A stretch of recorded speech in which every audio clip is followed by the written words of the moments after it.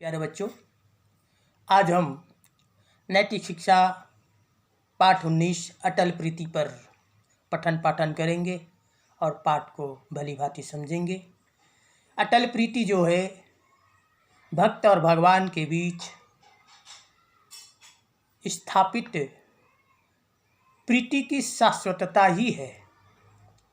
हमारा और आपका प्रीति जो है वो चिर स्थायित्व को प्राप्त नहीं कर सकता, क्योंकि हमारा जीवन ही नश्वर है। नश्वर जीवन में क्षणभंगुरता ही उनका शाश्वत रूप है। अटल प्रीति जिसमें स्थिरता हो, एक भक्ति भाव का एक माधुर्य हो, और यह माधुर्य भाव यदि हो सकता है तो भक्त और भगवान के बीच भक्ति का जो माधुर्य भाव है वही शाश्वत हो सकता है। वरना ये जीवन तो क्षणभंगुर है, पानी का बुलबुला है। और किसी ने बहुत अच्छी बात कही है, क्या भरोसा इस जिंदगानी का, आदमी बुलबुला है पानी का। इसलिए हो सके तो भक्ति में ही एक सच्ची रीत हो और भगवान के चरण कमलों में अटल प्रीत हो, यही भाव होना चाहिए। भक्ति गीत अटल प्रीति के रूप में आप लोगों के बीच समक्ष उपस्थित है। भक्त और भगवान का संबंध जो होता है अन्योन्यासित संबंध होता है। इन्हीं भावों को भक्त और भगवान के बीच जो अप्रतिम संबंध स्थापित हुआ है, इन्हीं भावों को मंजूल रूपों में प्रदर्शित किया गया है। आइए कविता को समझने का प्रयास करें। तुम हो प्रभु चांद मैं हूँ चकोरा, तुम हो कमल फूल मैं रस का भौरा। हे भगवान, यदि आप चांद हो तो उन्हें चाहने वाला मैं चकोर हूँ। हे प्रभु, यदि आप कमल फूल हो तो उस कमल फूल पर मंडराने वाला मैं भंवरा हूँ। जिस तरह से भंवरा मकरंद पान करने के लिए रात दिन मंडराता है, वैसे ही मैं आपके प्रेम पूर्ण भक्ति के रस का पान करने के लिए ये भक्त भ्रमर के रूप में मैं मंडराता रहता हूँ, मंडराना चाहता हूँ। इन्हीं मंजुल भावों को कवि ने सुंदर रूपों में रूपायित किया है। ज्योति तुम्हारी का हूँ मैं पतंगा, तुम आनंद घन हो मैं वन का भंवरा। हे भगवान, यदि आप ज्योतिर्रूप में हैं तो मैं उस ज्योति पर मर मिटने वाला सलभ अर्थात पतंगे की तरह हूँ। यदि आप समा हो तो मैं परवाना हूँ। यदि आप आनंद रूप का वर्षण करने वाले बादल हो, आनंद घन हो, तो मैं उनमें विहार करने वाला, मनन चालों में रहने वाला भ्रमर हूँ, भंवरा हूँ। आपका और हमारा प्रतिम प्रेम जो है वह अक्षुण्ण बना रहे, यही भक्ति का प्रसाद मैं आपसे प्राप्त करना चाहता हूँ।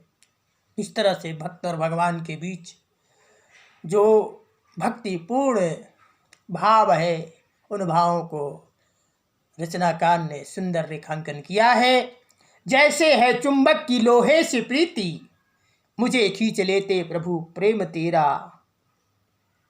हे भगवान, जैसे चुंबक जो है, जैसे चुंबक की लोहे से प्रीति होती है, जैसे चुंबक सहज रूप से लोहे से प्रेम करता है और अपनी ओर खींच लेता है, तो यदि आप चुंबक है प्रभु तो मैं लोहा हूँ, लौह अयस्क हूँ। आप जिस तरह से वो चुंबक जो है लोहे को नचाता है, नाचने के लिए विवश कर देता है, वैसे ही आपकी भक्ति भाव में मैं झूम उठता हूँ।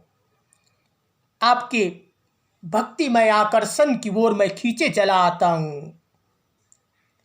मुझे खींच ले वे प्रभु प्रेम तेरा। आपका प्रेम मुझे बरबस खींच लेता है प्रभु। आपकी भक्ति भाव में मैं झूम उठता हूँ, थिरक उठता हूँ। ये प्रेम नर्तन, ये भावों से भरा हुआ नर्तन जो है मुझे चिर सुख देता है। पानी बिना जैसे हो मीन व्याकुल, इसी भांति तड़पाए तेरा बिछोड़ा। ये भगवान, आपके दर्शन जब तक ना हो, ये नेत्र रूपी मीन जो है वो तड़पते रह जाते हैं। जैसे मछली जो है पानी के बिना तड़पती हुई अपनी प्राण न्योछावर कर देती है, वैसे ही आपकी वियोग जो है मुझे मछली की तरह व्यथित कर देता है। अर्थात मैं व्याकुल हो उठता हूँ। जिस तरह से मछली अपनी, क्योंकि मछली की जो पानी है वही उनका अपना देश होता है, और जिस दिन वो पानी से वंचित हो जाती है, उसी दिन से वो अपने देश को छोड़ देती है। प्यारे बच्चों, देश प्रेम की यदि सीख लेनी हो तो हमको मछली से लेनी चाहिए। मछली जो है जब तक सरोवर में जल रहे तब तक खुशहाल रहती है। जिस दिन सरोवर का जल सूख जाए वो अपने देश का परित्याग नहीं करती है। हम और आप जब देश संकट काल से गुजर रहा होता है तो हम देश को छोड़ देते हैं। हम देश प्रेमी नहीं हैं। देश प्रेमी वही होता है जो देश के लिए जिए, देश के लिए मरे। मछली से हमें सीख लेनी चाहिए। हम देश छोड़ने के लिए तैयार हो जाते हैं, अपनी मातृभूमि को छोड़ने के लिए तैयार हो जाते हैं। परिंदों को भी देखिए, पक्षियों को भी देखिए। जिस घोंसले में पक्षी रहा करते हैं ना, उस घोंसले का परित्याग नहीं करते हैं। हम और आप पलायनवादी हैं, पलायन कर जाते हैं। लेकिन उन पक्षियों को देखिए, कभी भी अपने घोंसलों का परित्याग नहीं करती है। एक बार जंगल में आग लगी। जंगल का राजा शेर कहने लगा, अरे पक्षियों, क्यों जलती हुई जंगल में आप रहना चाहते हो, इस वृक्ष में रहना चाहते हो? कुछ समय के बाद ये वृक्ष जलकर राख हो जाएगा, तुम्हारे घोंसले मिट जाएंगे, तुम्हारी संतति मिट जाएगी। पक्षी कहने लगे कि कैसे वनराज हैं आप, वन में आग लगी है और आप राजा हो करके इस वन को छोड़ रहे हो।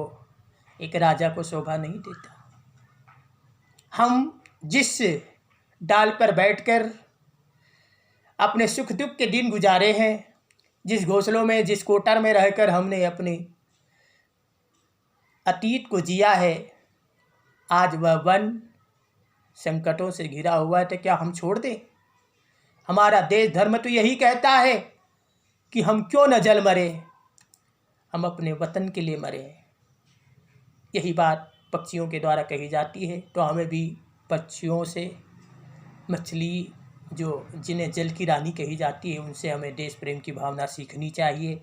यही बात कही है, पानी बिना जैसे हो मीन व्याकुल, इसी भांति तड़पाए तेरा बिछोड़ा।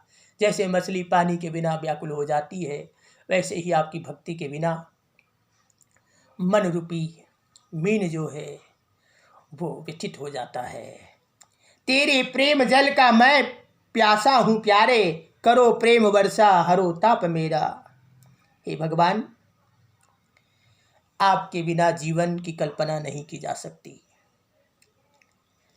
आपकी अनुभूति में ही सभी दुखों का अंत संभव है। आपकी सुखद अनुभूति जो है हमें दुख के आखंड समुद्र से बाहर निकाल देती है, और आपके प्रेम रूपी जल के सिंचन मात्र से अवसाद रूपी ताप जो है वो शांत हो जाया करते हैं।